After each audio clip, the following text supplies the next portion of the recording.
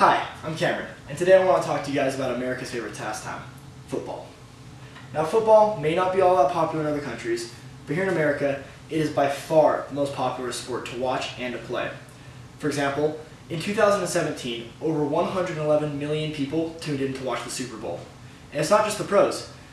College and sometimes even high school sports are now being broadcast on networks like ESPN and local news networks so that anyone can watch anybody play.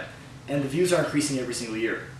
In 2015, over 3 million children between the ages of 6 and 14 played football in an organized league. And in the same year, over 1 million students participated in their high school football league, making it by far the most popular sport to play in high school. Now, what I want to talk about today is high school and younger age children playing contact football, that being children 18 and under. A child 9 to 12 playing in a football league can take anywhere between 240 to 585 hits to the head every single season.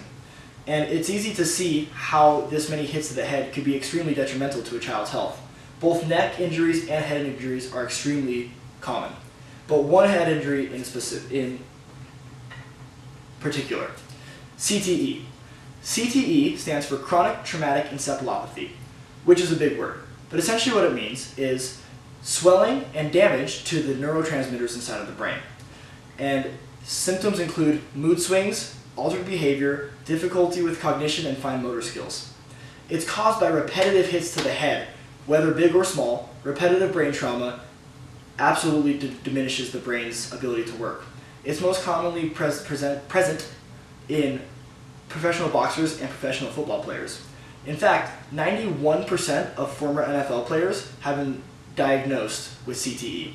The problem with CTE is it's absolutely irreversible. Once we find out somebody has CTE, there is nothing that can be done. As well as, it can't be diagnosed because the only way to diagnose CTE is through a brain biopsy after the person has died. One fantastic example of how the hits to the head can affect a young child is my good friend. My friend was an amazing football player, started at the age of 8, and he was fantastic.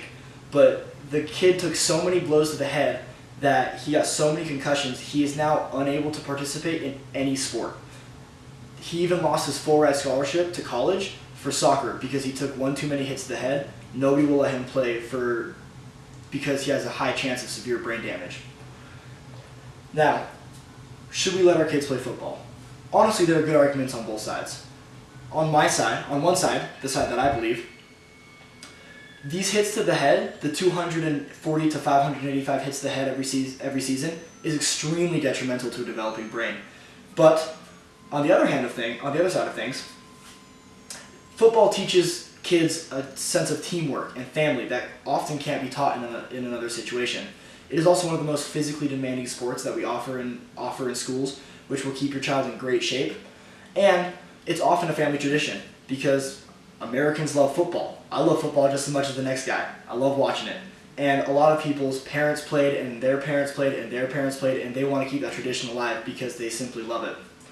But I honestly think that the cons outweigh the pros because just the absolute damage that can happen to a child while still developing. But I understand we can't kill football. So here are some alternatives. Flag football. Flag football is an amazing way to get it to still participate in the sport that you love while diminishing the contact involved. Now, I get that most people want to move up to real football by the age of 12, but if you can keep your child in flag football for just a little bit longer, it can really help their health. On the other hand, if contact football is absolutely unavoidable, I recommend trying to keep your child out of it until 16 years old, making sure that they have the right equipment that is fitted to them, and go for the expensive stuff. You gotta stay safe. And cross-training. Playing other sports while in the off-season, training other things, making sure your child stays strong, and making sure that your child doesn't settle down into football quite so soon so that they can try other things. Thank you.